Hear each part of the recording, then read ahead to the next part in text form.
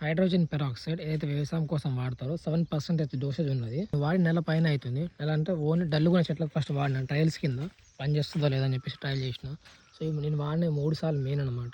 ఇవన్నీ కూడా ఎక్కడెక్కడైతే తోట మొత్తం డల్లు ఉందో అక్కడ చెట్ల వేర్లలో తడిచేలా పోసిన.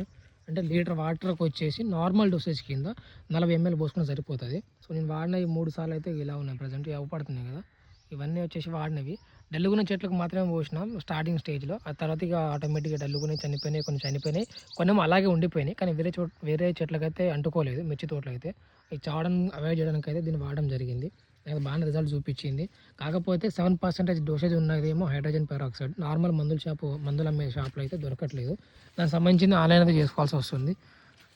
హైడ్రోజన్ పెరాక్సైడ్ మెడికల్ షాప్లో ఉంటుంది. అది పుండ్లు కడిగేది, అది పనిచేయదు. దానికి డోసేజ్ తక్కువ ఉంటుంది కాబట్టి మళ్ళీ అది అంటే మందు డోస్ తక్కువ ఉన్నప్పుడు మందు పెంచుకోవాల్సి వస్తుంది. అదే ప్రైస్ పెట్టుకుంటే అదే రేట్ తోటి మనకి ఎంత డోసేజ్ అవసరం అది దొరుకుతుంది.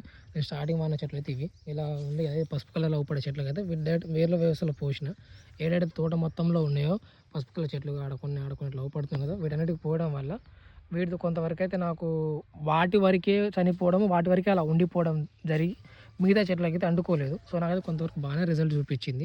ఈ హైడ్రోజన్ పెరాక్సైడ్ కేవలం మంచిగున్న చెట్లకే కాకుండా పాటు చనిపోయే చెట్లకు కాకుండా మంచిగున్న చెట్లకు కూడా వాడవచ్చు, ఏం కాదు. అండ్ మనం డైరెక్ట్ మంచిగున్న చెట్లకి వేరులో పోయకుండా నీళ్ళలో ఉంటుంది కదా, నీళ్ళు వదిలేటప్పుడు నీళ్ళలో పోసుకోవడం ఇంకా బెటర్ ఆప్షన్. ఎందుకంటే ఒకవేళ డోస్ అనేది ఎక్కువ తక్కువ అయినా కానీ దానికి తగ్గట్టు అది బ్యాలెన్స్ అవుతుంది. డైరెక్ట్ చెట్లకు పోయడం వల్ల కొన్నిసార్లు ఏదైనా ఇబ్బంది కావచ్చు. అంటే మనం కలిపే మందు డోసెస్ సరిపోకపోవడము, లేకపోతే మనం కలపడం అవగాహన లేకుండా ఎక్కువ డోస్ కలపడము అలాంటివి జరగవచ్చు. తక్కువ కలిపినా పర్వాలేదు, కానీ మంచిగున్న చెట్లకి ఎక్కువ కలిపితే మంచి కూడా విషయంలో అవుతుంది అనమాట. అంటే తీయగున్న చక్కెర ఎక్కువ తింటే ఎలా ప్రమాదకరమో, నోటికి రుచి తగలవచ్చు, కానీ శరీరానికి ఎంత ప్రమాదకరమో అలా అవ్వచ్చు డోస్ ఎక్కువ అయితే. కాబట్టి కుదిరినంత వరకు అయితే మంచిగున్న చెట్లకు పోసేటప్పుడు డైరెక్ట్ నీళ్ళలో ఇచ్చుకోండి మీ ఇరిగేషన్లో. లేకపోతే ఓన్లీ ఇలా వెళ్ళకలు ఉన్న చెట్లకు మాత్రమే, అంటే చనిపోవడం రెడీగా ఉన్నాయని ఉంటాయి కదా పసుపు కలర్ చెట్లు, వాటికి మాత్రం వేరేలో పోసుకోండి. ఇది మీకు ఓపిక ఉందనుకున్నప్పుడు 40% కంటే తక్కువ వాడండి. లీటర్ వాటర్ 40 కంటే తక్కువ మంచిగున్న చెట్లకి. ఇది అడ్వాన్స్ కూడా వాడవచ్చు. నాకు రిజల్ట్ బాగానే ఉంది. నేను వాడిన నెల తర్వాత చెప్తున్నా.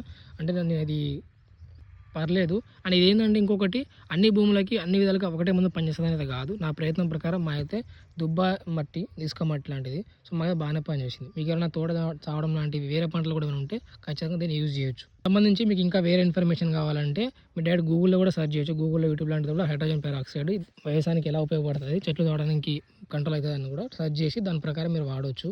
సో నేను కూడా నాకు తెలిసిన ఒక తోటి రైతులు చెప్పడము, దాని తర్వాత నేను సెర్చ్ చేసుకొని గూగుల్ లాంటి ఇన్ఫర్మేషన్లో దాని తర్వాత నేను వాడాను.